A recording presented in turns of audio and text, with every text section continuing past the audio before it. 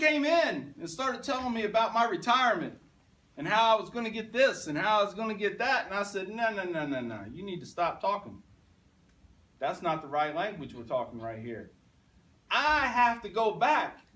They said, go back where? I said, Afghanistan, Iraq. I don't care. I need to kill more Muslims. That's what I told them. I need to kill more Muslims. I'm not done. Because now my hatred had manifested to a point to where my life meant nothing unless I was taking the life of a Muslim. Now, I can't exactly put a finger on when this hatred began. I really don't know. It wasn't actually necessarily 9/11. All I knew was that somebody had killed a lot of Americans. A lot of innocent Americans. But as I started to get out of the military, because it slowed down for me at the end, I came back. I was given this new job, public relations. Traveled all over the state of Indiana, drinking a half-gallon of vodka every 2 or 3 days. So I said to myself, if this is how I'm going out, then I'm going to go out and I'm going to be remembered. And I'm going to do one last thing for my country.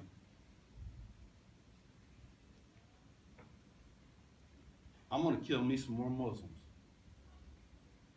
And I'm going to do it here in America. Before we had the Islamic Center, that basically was where the Muslim masjid or mosque, Islamic Center, it's where the Muslims went to pray. I scouted that position out. Didn't do anything though. Too much collateral damage. Too many Americans would have gotten hurt. Not knowing that a big portion of the people in that building were actually Americans. Well, then they moved. Perfect opportunity. Scouted the place out. But I started gathering materials that I needed and started putting this together. I was patient. No one else knew. My wife didn't know. We lived in the same house. Because this was mine. I didn't want anybody else involved. I didn't want anybody else to pay for this because I knew I would end up getting caught. Criminal sciences now are amazing. You don't get away with stuff that easily anymore. I knew I'd be caught. I didn't care. Because like stealing that guy's flag, I would get my day in court. And I would be able to say, I did one last thing for my country. Before you put that needle in my arm, I did one last thing.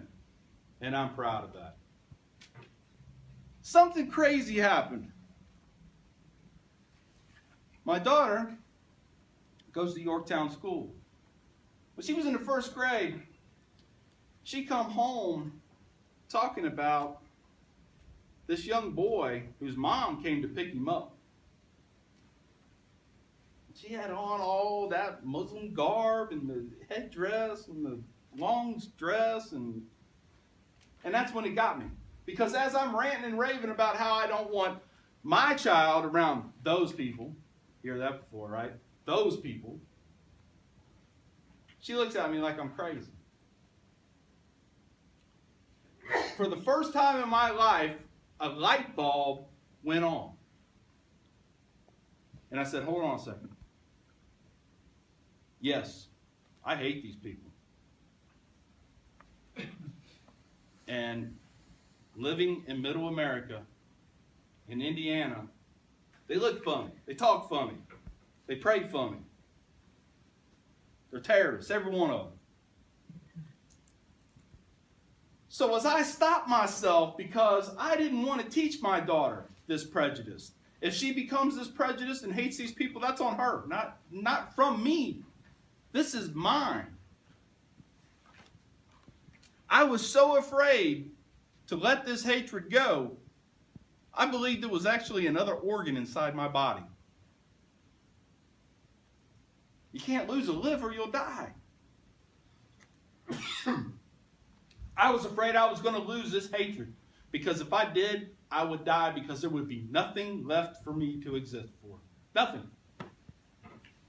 I would now be on the face of this earth for absolutely no reason,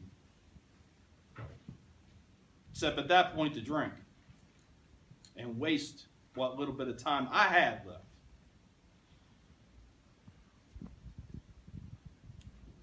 So I got the courage up. I decided, without telling anybody, to actually go to the Islamic Center on a Friday, because I knew everybody would be there on a Friday. And I knew that's when their service was. So I walk in, it was early, because I've always been one that on time is late to me. So I'm early. And I walk in, look in at the wall staring in front of me, there was a bazillion clocks. I'm like, these guys have trouble telling time? What's up?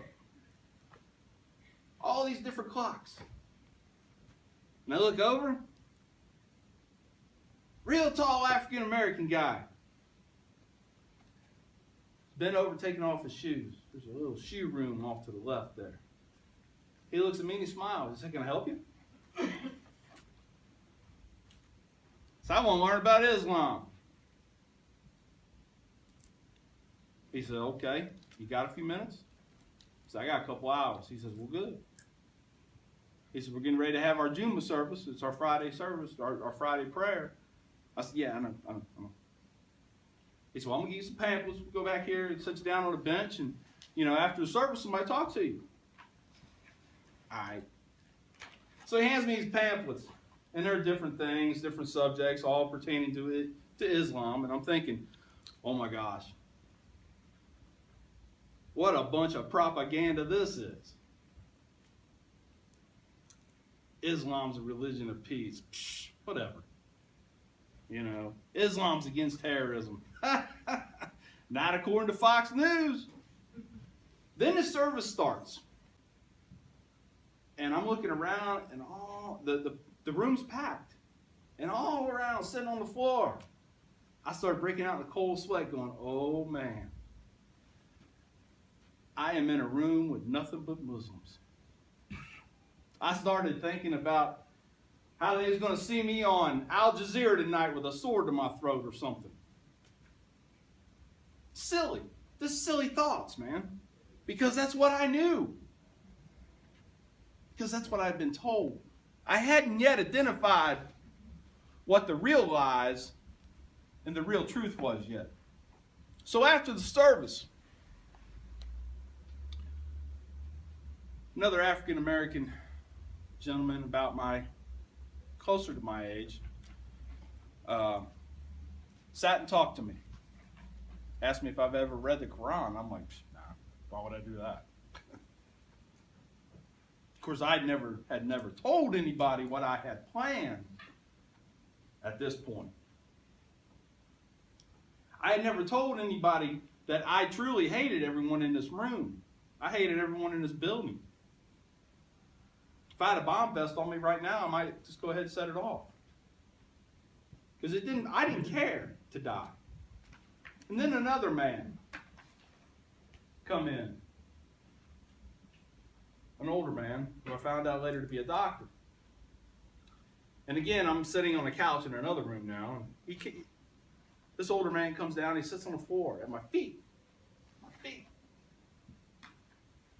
And hugs my leg and cries. Not knowing that I hated him, but he cried just because he was trying to show me his love for Islam. I thought about it for a minute, and I was like, well, you know what? Maybe there's something to this. Maybe I got the wrong message. Let's investigate. Let's read. Let's ask questions. Let's turn off Fox News and try to come up with what the truth may actually be. So I did. And it wasn't very long after that, very long, that I myself became a Muslim. To this day, I am still so glad that I was at the point of blowing up this building with everybody inside, because it was being at that point that brought me to this point. Life is the test. But now, I've been a Muslim for 6 years. My wife and daughter are currently Muslims. If I would not have changed, I would be in prison. I would die having hatred guide my life. And I would have been the one now to take the innocent lives. Because nobody over at that Islamic center was hurting anybody. Nobody was planning on hurting anybody. They were going there to pray.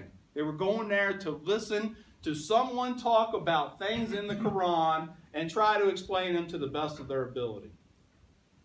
That's it. So who's the bigger terrorist? The ones that flew the planes into the building? Or me? That's a question I had wrestled with for quite a while, because I had put myself in position to be the very thing that I hated the most.